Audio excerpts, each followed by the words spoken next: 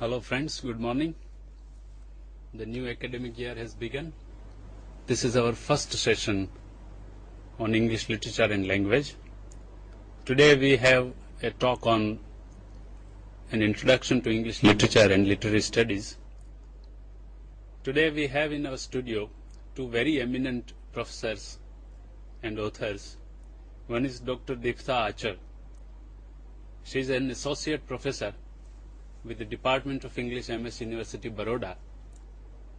She is an experienced teacher, has taught to several classes, and has earned a noun and fame as a very talented teacher. She has authored several books. She is in charge of the UGC Departmental Research Scheme of the Department of English, MS University, Baroda. We have another eminent fellow with us, Dr. Sachin Ketkar. He is also an associate professor in the Department of English, MS University, Baroda. He is himself a practicing poet. It is indeed a very great pleasure for all of us to have him with us. He writes poetry. He is a good translator and a practicing critic also. His latest collection of poetry is called Jarasandacha Blog Varche Kahi Ansh. He writes in Marathi and in English. He has been teaching English literature to students for many years. This is a special initiative of the Government of Gujarat Higher Education, in which teachers from all over Gujarat, eminent teachers, are invited to give talks on various topics. This is the beginning of this year's BISEC session on English literature. And now I invite both the eminent scholars to give their very scholarly views about what is literature, why do we study literature, what are the things that a student while studying literature should keep in mind. So now I hand over the session to my friends, Dr. Ketkar and Dr. Achar. Thank you. Yeah. Hello friends. So we will have a very informal kind of talk regarding very basic aspects of literature, regarding the thoughts that usually occur to students when they enter the first year. What is literature? Why do we study it? What do we mean by literary studies? And things like what is literary criticism? So what I will do with Deeptha here, that we'll have a conversation about very basic elements of literary studies. And so we will start with the very definition of the term literature, and I will ask Deeptha here to respond to what is, in her view, meant by literature. So let's begin by looking at the slides, and then followed up by discussion on the basic aspects of literary studies. So the first thing that comes to our mind is what is literature, and then we can think of why we study it in the first place. So if you can look at the cartoon, you can see that literature is just a long text message. So today when we think of literature, we're really thinking of a text which is written down and which has a particular shape, a form, belonging to a particular genre. That's very interesting. Let us think about how we use the term literature in our day-to-day life. And when we use the word literature, we basically use it in two ways. First, we use it with a definite article, and other way of using the word literature is without the use of definite article. Does it make so much of a difference? It does. It definitely does. At least for the students who want to find out what do we mean when we study literature. What is it that they are studying? If somebody asks them, what are you studying? Then they have to answer. I think should they use literature with definite article, or should they use it without definite article? Let's look at the next slide.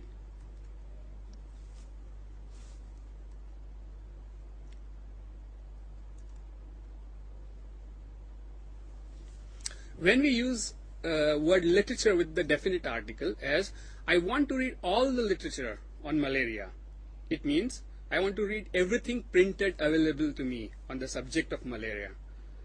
And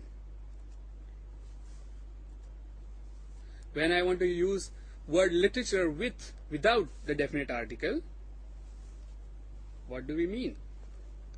When we use it without the definite article, as in I have selected literature as one of my subjects in college, it implies texts which have significant artistic value in a particular culture. Now, do you think the text that you find in your mobile has significant artistic value, Deeptha?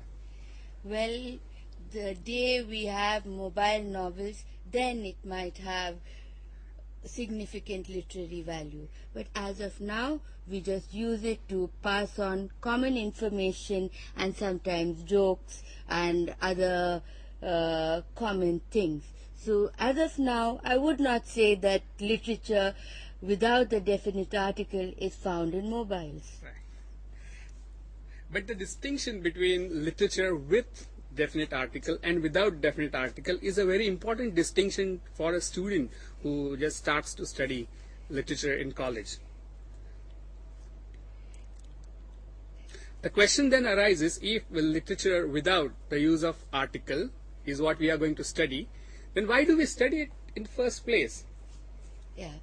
Actually, this is a question that has been answered in different ways all across time. When we first look at the study of literature, it was basically done outside college. But when the study of literature entered colleges, then there were different reasons.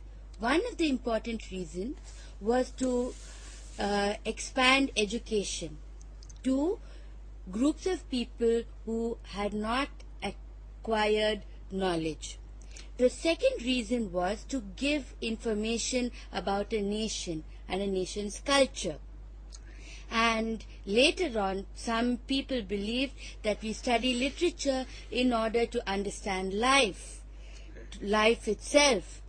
But today, I think there is a general consensus that we have a specific reason to study literature, and that is, if you look at the slide, because it is an extremely important part of our culture and society. It helps us to understand human beings, the society and arts in a better way. So basically, to study literature is to study ourselves and our own culture. Very often I have found, Deeptha, that when students are asked, what are you studying? Or why are you studying the things that you are studying? Then they are at loss of words. They don't know what to reply.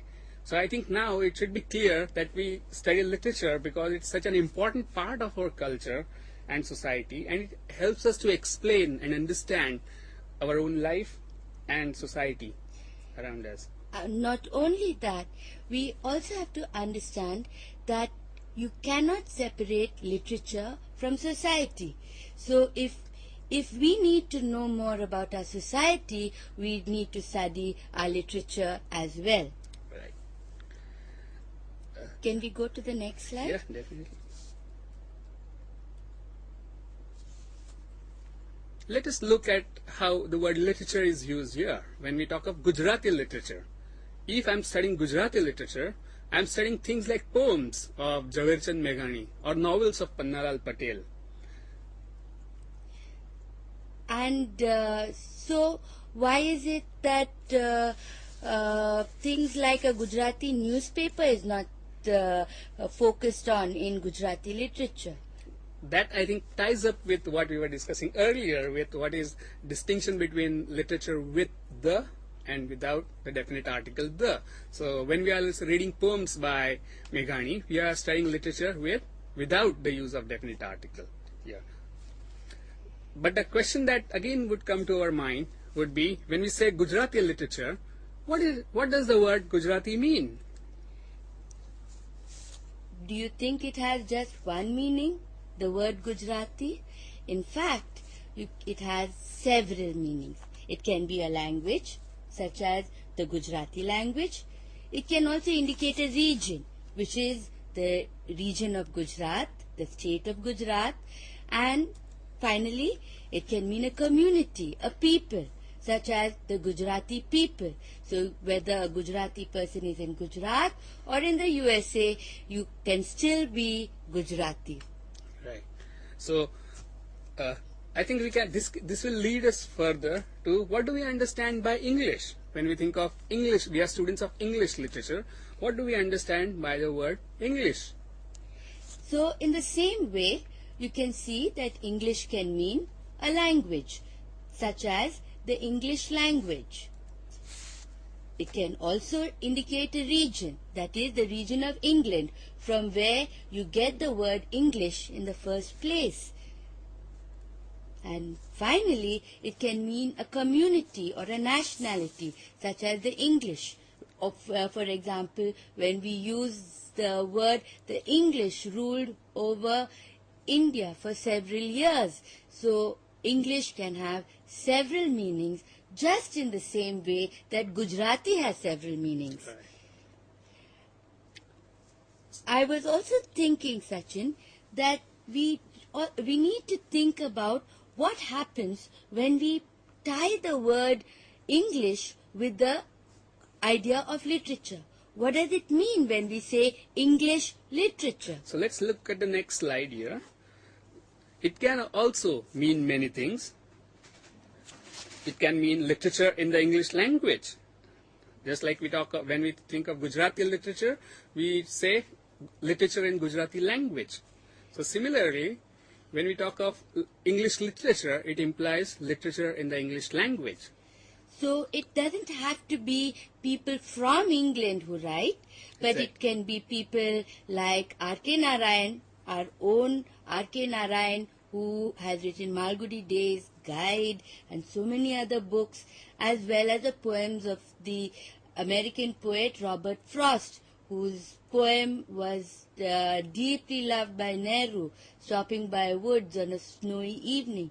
So there is a sense in which everything that is written in English, everything literary that is written in English is literature in the English language. So you can also include poets from other nationalities, like from Australia, New Zealand, writers from Africa, writers from South Africa, from Sri Lanka, who write basically in English language. We study them when we study English literature. Now let's look at the other meaning of the word literature here. It also means literature from England.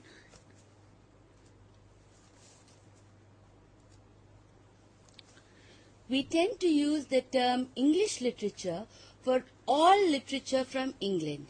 That is, plays of Shakespeare, novels of Thomas Hardy or Charles Dickens, short stories by various writers, and essays by R.L. Stevenson, things that you have been reading right from school onwards. Right. So if you look at the term English literature, then we should keep it in mind that it means many things, not just one thing. So if somebody asks you, the students tomorrow, that what do you study when you study English literature, then you should be able to reply that there are many literatures that we are actually studying. And the term English literature has got many connotations and shades of meaning. Let's look at the next shade of meaning here. It means literature of the English people.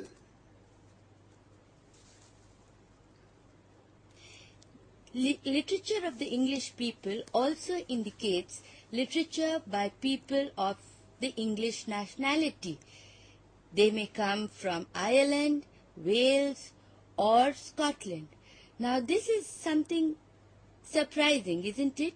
We always think of England as, or Great Britain as it is called today, as something which is of belonging, which does not have many shades or many nationalities. But the truth is, England contains people of several different nationalities, such as Irish, Welsh, and Scottish. The writings of people from these areas which carry strong traces of their own region has influenced English literature in very profound ways. In the same way, we can say Gujarati literature has profoundly influenced the making of an Indian literature. So we can see how English literature contains the writings of people from different regions within England. Deeptha, sometimes question comes to my mind, if people from England having same nationality as English, then what about their languages? What about Scottish language? What about Welsh? What about Irish? These are the languages.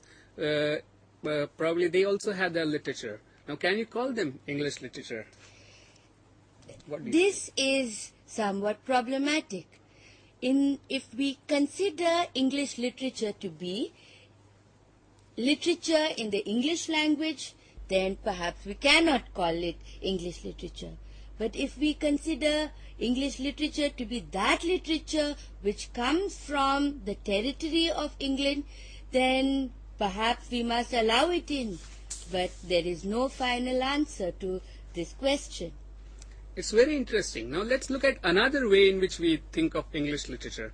And the other way we can think of things more complicated for us and our lives as students of English literature and as teachers of English literature. Let's look at the next problem on our hand.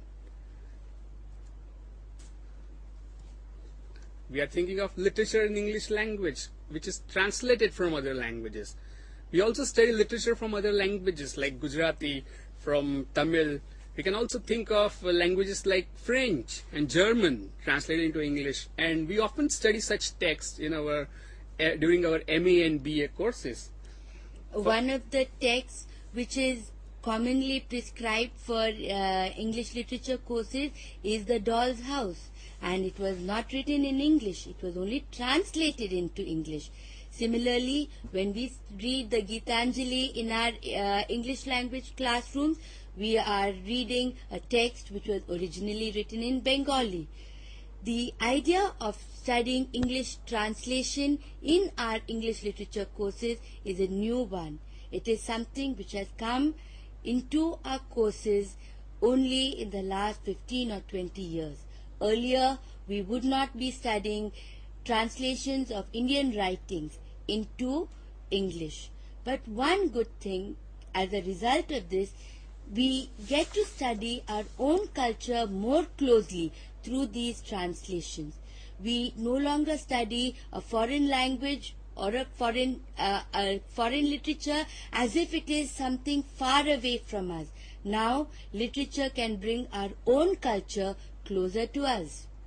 And interestingly, English language has a role to play in bringing our own literature closer to us. Think about Tamil literature, which is accessible to a Gujarati person or a Bengali person. So the term English literature is extremely complicated, having shades and variety of meanings, ranging from indications of nationality, indicating a language that is English. It indicates also the region called England, but it also indicates literature which is translated from other languages to English language. So what we have is a very complex and varied body of text which go under the name of English literature. And I feel that this diversity is something that is to be celebrated.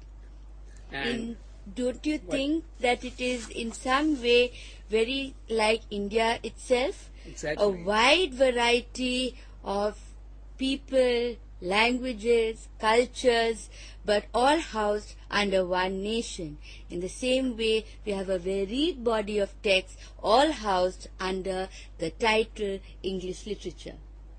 So we have reached a point where we are able to distinguish between the two ways of using the term literature, and we have also reached a point where we can talk about the term English literature and various connotations of the term English literature. Now, as we proceed further in our study of English literature, the first thing that comes to our mind is the idea of genre. And interestingly, when a student is asked, what are you studying? Then usually students reply in terms of genres. We are studying poems or novels or plays. That's what we do usually. But these things, the technical term for this is genre. So let's look at the term genre closely. The next slide would be, what is genre? The word genre comes from the French, but before that, Latin word for kind or class.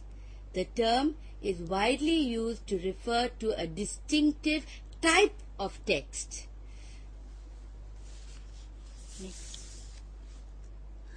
When we think of types of texts in literature, some of the broad classification of the various literary texts would be as follows. Now let's have a look at the next slide.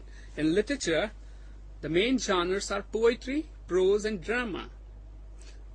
Within drama, there are further divisions such as tragedy and comedy within the category of drama, and in prose you also have the distinction between short story, novel, and essay. In poetry, the broad classification between epic poetry and lyric poetry. So you can see that each of these three broad genres are subdivided and further divided into smaller and smaller category. And as you study more and more literature, you will find out more and more about smaller and smaller categories within these genres. Deeptha, it's also interesting to keep in mind that the use of word literature with the definite article also has its own classification. For example, you can think in terms of genres of various variety of writings which is not classified as literature. For example, things like a letter can also be thought of as a genre. Or sports writing, travel writing, diary writing. But sometimes today the overlap between these forms of writing and the writing that you find in literature without the definite article is blurring. The distinctions are falling apart, and now a well-written travelogue can also be a part of English literature. So this blurring of genres is probably what Shakespeare had in mind when he was making fun of all various genres of drama. So let's have a look at what Shakespeare had to say with tongue in his cheek about the whole idea, whole business of genre. Yeah.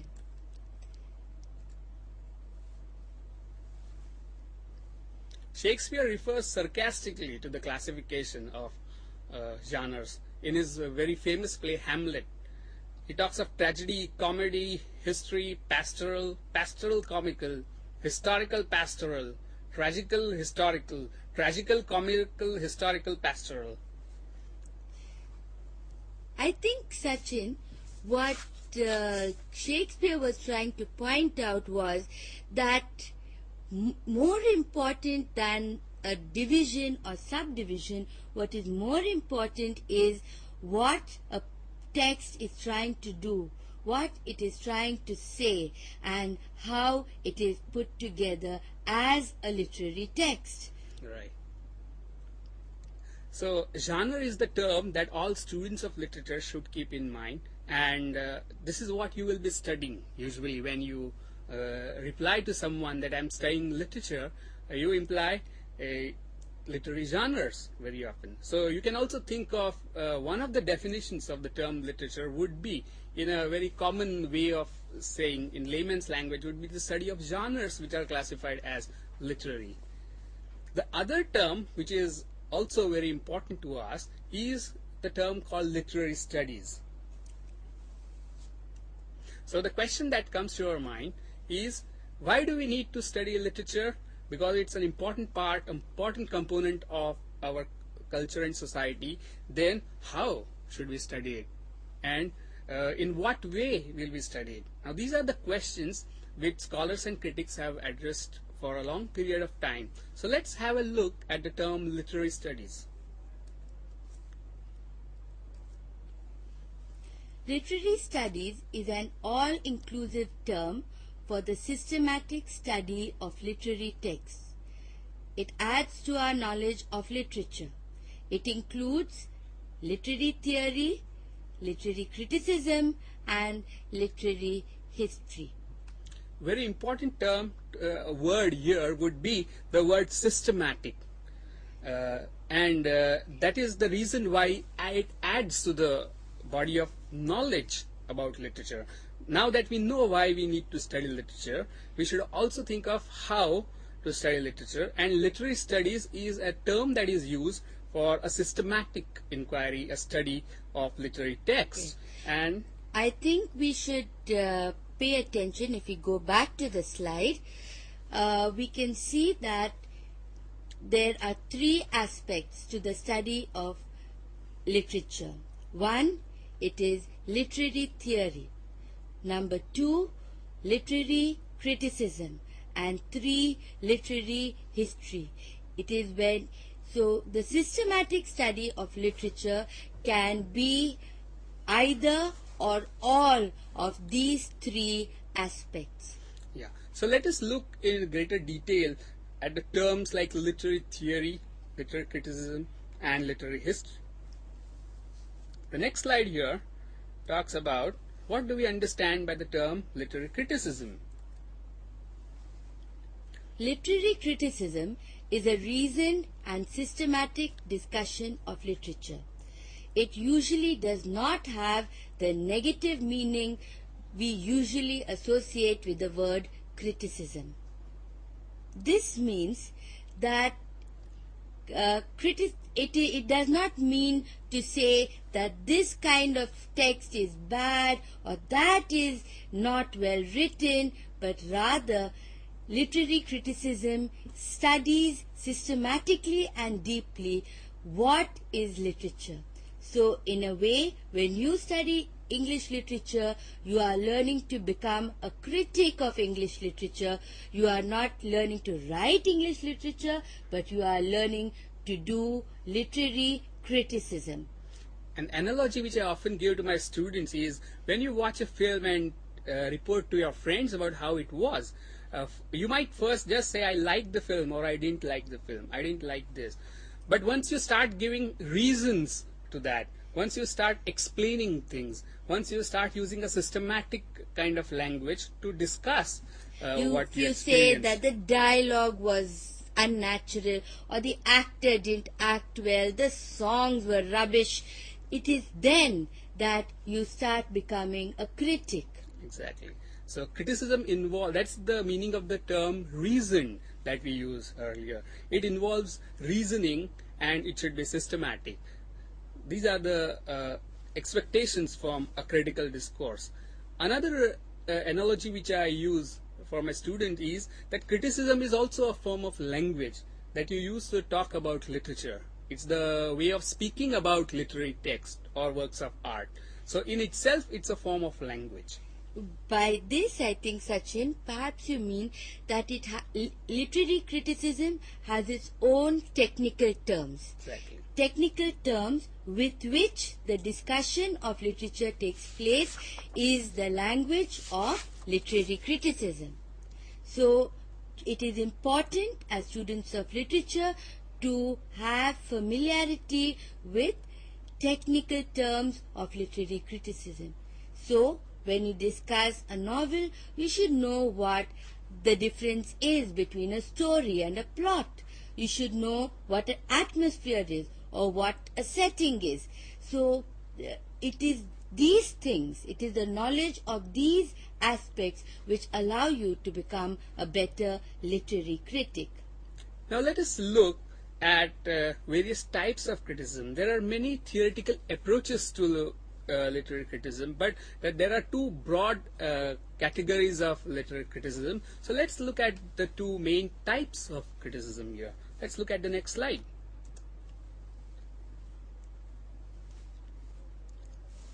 We usually contrast theory with practice, that is, thinking about something to actually doing something.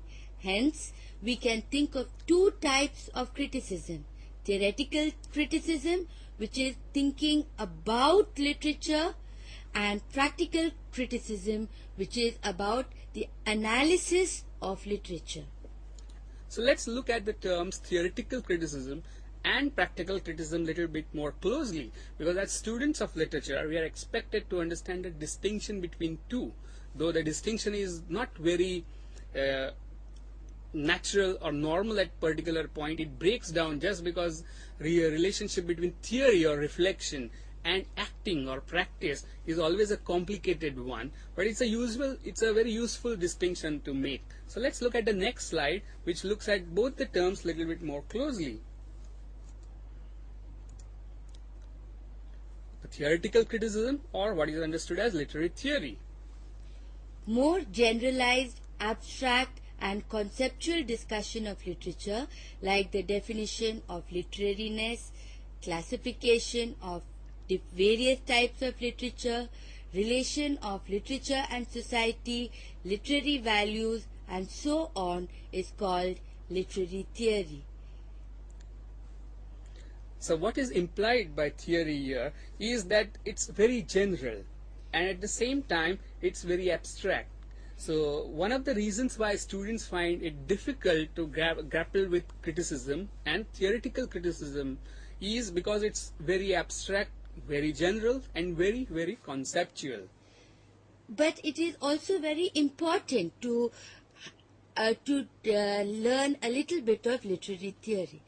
That is because if we only studied individual texts, we would never understand the relationship between texts. So we would never understand the relationship between literature and our culture. We would not understand the relation between literature and history.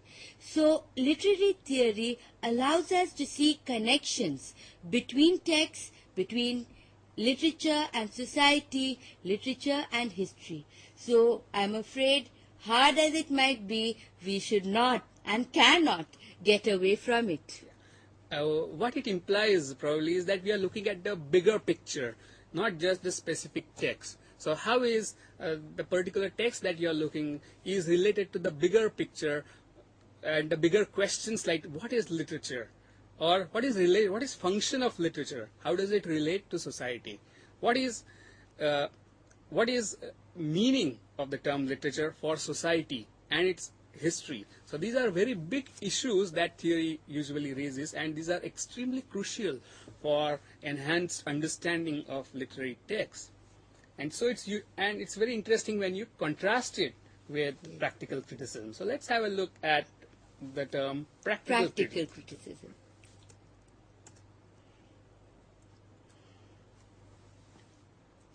Just some information for you. Examples of literary theory. You can see that literary theory is very, very old and it took place in all parts of the world. You have Aristotle Poetics, written in 335 BCE in Greek, and Bharata's Natya Shastra of India, which is written perhaps in 200 BCE. Around there, nobody exactly knows where it was written, and these are some of the earliest examples of theoretical criticism. Shall we have a look at more recent examples of literary theory? Yes, especially because literary theory has been an important branch of thought right from Aristotle's time right up to ours. Rennie Welleck and Austin Warren's Theory of Literature and Jonathan Culler's Literary Theory, a very short introduction, are recent examples of theoretical criticism. And the picture you see is of Jonathan Culler. Other very pertinent examples of recent theoretical studies of literature would include Catherine Bell's Critical Practice, and slightly dated but equally interesting Northrop Frye's Anatomy of Criticism in probably 1949, probably the same year as Rennie Welleck and Austin Warren's book was published. These are texts that you might be studying either in the third year of BA or perhaps in MA. But it is useful, however, to know that such texts exist and to recognize that it is not enough to read a poem, but you must also understand what that poem means and how to discuss that poem. Exactly. So again, we come to the idea of literature as a form of language, which we use to discuss something which is already linguistic, like work of art which is called literature. So some people use the term meta language to describe criticism. Meta means over. Language, all of you know. So meta language means it is a language about language. So literary criticism can be, or literary theory can be thought of as a language about language. So interestingly, while theoretical criticism looks at literary texts in a very broad perspective, which are historical, social, cultural, philosophical, practical criticism looks at the individual and particular aspects of the text. So let's have a closer look at what do we understand by the term practical criticism. Let's look at the next slide.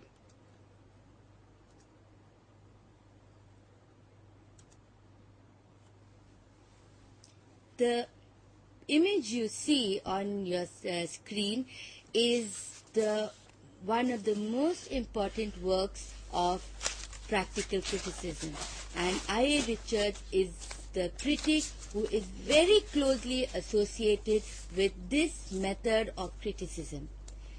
Practical criticism involves analysis, interpretation, and evaluation of particular literary texts rather than discussion of literature in general. I think that is a very important term, in general, because in theoretical criticism we are looking at literary texts from a very broad perspective. In practical criticism we are attending to very specific and particular qualities and elements of the text that we are confronted with. For example, when you are analyzing a poem or a novel, you are dissecting it, you are interpreting it, you are explaining it. At the same time, you are evaluating it. You are practicing what is known as practical criticism. The study of specific texts is very important to the subject of English literature. Most of what we do in our undergraduate courses focuses on the study of particular texts. So much of what students of undergraduate classes do is practical criticism. What is done in our classrooms is practical criticism. But when we study a poem or a play or a novel, we find that just looking at the words on the page is not sufficient.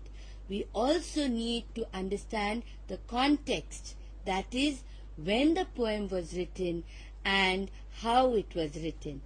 Right. And also why it was written probably. When we are trying to place it in a very broader cultural context, we are trying to understand the text in a very broader context when we are using what is the theoretical approach to give an example. One of the texts that we study is Shakespeare's Macbeth.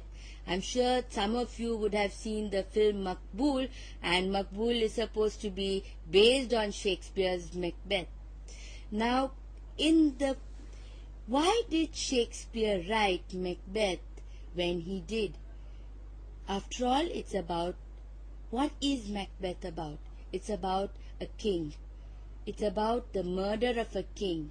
And it is about what happens when you try to become a king by wrongful means. Now, the reason why kingship was so important in Shakespeare's time was because monarchy was the burning issue of that time. Similarly, when we look at Pannalal Patel's Bhavni Bhavai, you find that he writes about hunger, right? Yeah. He writes about hunger and the plight of common people, because that is a burning issue of his time. So you cannot understand the text only by reading the text. We all need to understand history a little bit in order to understand the meanings of that text. I fully agree with you, Deeptha. And at the same time, let me point out that practical criticism is, as Deeptha said, very closely tied up with classroom practice, and that's why earliest examples of practical criticism were tied to the idea of classroom teaching, or what is called pedagogy.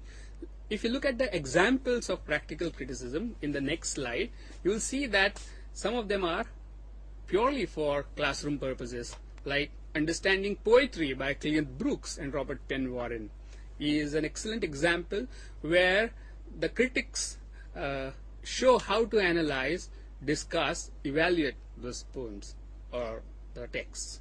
Particularly for the classroom. Classroom.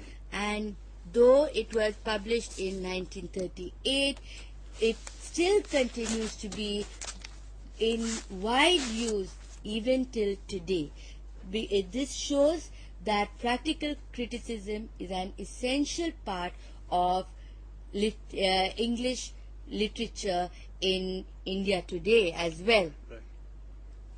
So, till now, we have seen some of the very basic and fundamental ideas that a student of literature ought to know. And those ideas, let me recapitulate very quickly. The first is the distinction between the two ways of using the term literature, which helped us to define something like literature. The definitions are, of course, very difficult, but for our purpose, a working definition of literature is what we arrived at when we said that literature, without the use of definite article, which indicates text having significant cultural value, artistic value, are called can be classified as literature. The second thing that we thought about was the term English literature, and we saw that it's not a simple term at all, and it has got a whole variety of meanings, and the whole term English literature includes various kinds of texts, the texts from England, those texts written in English, those texts written by people who come from England, and the literary texts which are translated from other languages into English language. Then we went over to the whole idea of literary studies, wherein we looked at the three aspects of literary studies. One is theoretical literary theory, the other was literary criticism, and the third, the very important category, is that of literary history, and that is what we are going to look at a bit closely now. Now let's look at the term literary history. So we'll look at it in our next slide. What is literary history? Literary history implies history of a particular literature, that is, history of Gujarati literature or history of English literature. It is concerned with changes in literary norms, periodization, dominant trends, important authors, texts of various periods and tradition. So when we study literature and when we study English literature, as we move ahead, then we are confronted with various periods and eras in which literature was produced, and we read those literary texts as representing those periods and eras. So some of very common periods in English literature are as follows. So we'll just put it up for you. You can take them down if you want. Let's have a look at the common periods of English literature.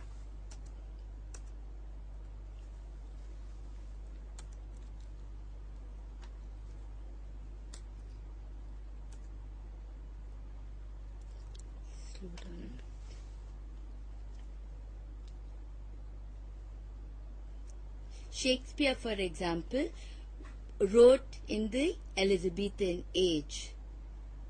The Commonwealth period was the period where Milton flourished. So you can see each of these ages, Renaissance, Elizabethan, Jacobean, Caroline and Commonwealth, had their own important writers and different genres. For example, in the Elizabethan period, drama was more popular. In the Commonwealth period, drama was banned and the focus was on prose and on poetry. In the next century, you have the Restoration period, which comes towards the end of the 17th century, the Neoclassical period, the Augustan age, where important writers like Swift and Pope wrote, the age of sensibility, where people started focusing on emotion, and the Romantic period with the famous Wordsworth, Coleridge, Keats and Shelley, with the special focus on poetry.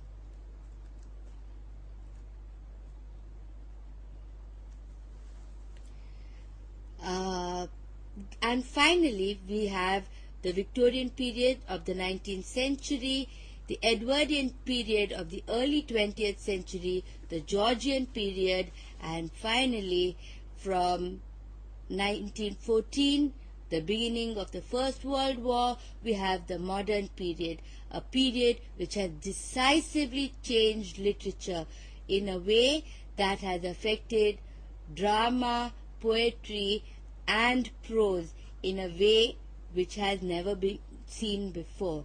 And today we have postmodernism as well. So you can see that a student of literature has to know what is literary history. Student of literature is supposed to know the definitions of the term literature.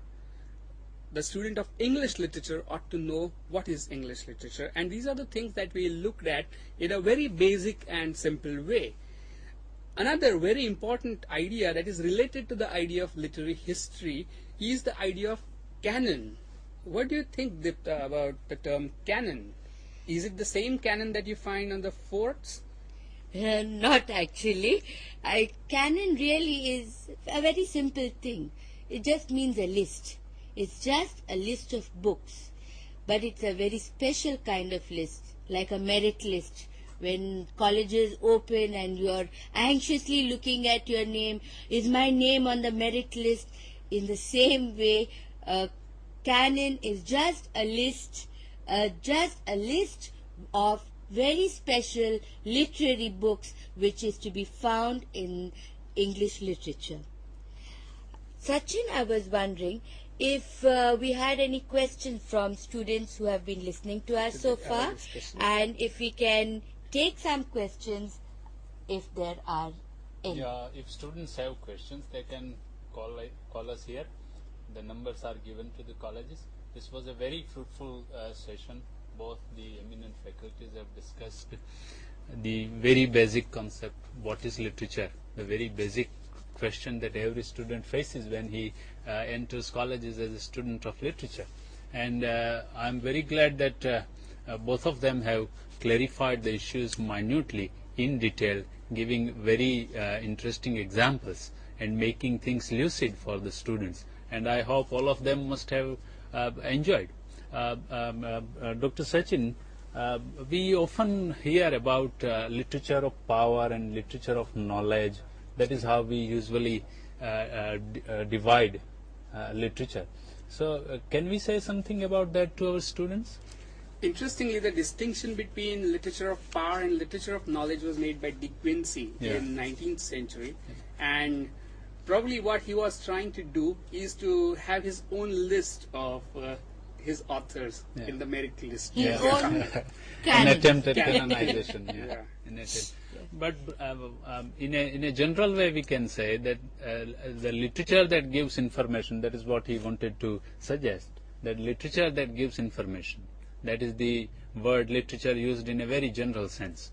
For instance, a telephone directory, and we say I have all the literature about, say, inflation, and there we use the word literature in a very general way. Telephone directory or railway timetable, that is the literature. And when we say literature, that means literature of power, that is creative literature. That is what probably the distinction suggested. And as you rightly said, De Quincey was attempting a sort of canonization. He was giving, he was making a list of his own writers who have merit. So that is how I think literature can be best understood. Our students will now come in close contact with works of literature. They will read them. They will form their own opinion. And that is when I think the literary study begins. The student starts forming their own opinion about a poem. When he says that I like this poem, then the critic in him begins to react and starts analyzing, appreciating, evaluating the text that he has with him. We have some textbooks. Shall we show them to these our are very students? useful books for literary studies for beginners. The first is Glossary of Literary Terms by M.H. Abrams. Then you can have the book called Literary Theory, a very short introduction by Jonathan Culler. And this is basically for slightly more advanced students. Right. But Glossary of Literary Terms can be, you should try and refer to it as much as possible right from the first year of BA onwards. It's used like a dictionary, and you can learn about different types of genres, different periods of history, different kinds of criticism if you look up a glossary of literary terms. So please go to your college libraries and look up a glossary of literary terms. M.H. Abrams is one good glossary, but you can also look up the Penguin Glossary of Literary Terms, and there are many others also. But please try and look up these books, because this will be just as a dictionary is, the Glossary of Literary Terms is your companion through your English literature course. May I add, Deeptha, the internet as one of the sources and resource material for a student of literature. And there are many online glossaries too, which you must just have to Google the word English literature, and you will have a list of very useful websites which will help you in the course of study. Thank you, Dr. Ketkar, Dr. Achar. Pandya, could we just have one last slide? Yeah, that slide could be shown. It is very interesting for students. The time does not permit us, but otherwise this is a very interesting topic. I think we'll leave students with this. We will leave students with this slide. Yeah. Hope you enjoy your study of literature, and hope you enjoyed this session and we also. wish you all the best for your future. Hope you become real students of English literature. You enjoy your study, not as an academician, but in real sense you enjoy the literature that you study, and then you will become a real student of literature. Thank you all. Thank you. It was a very studied talk, and thank you on behalf of all the students who listened to you. Thank you very much. Thank you very much.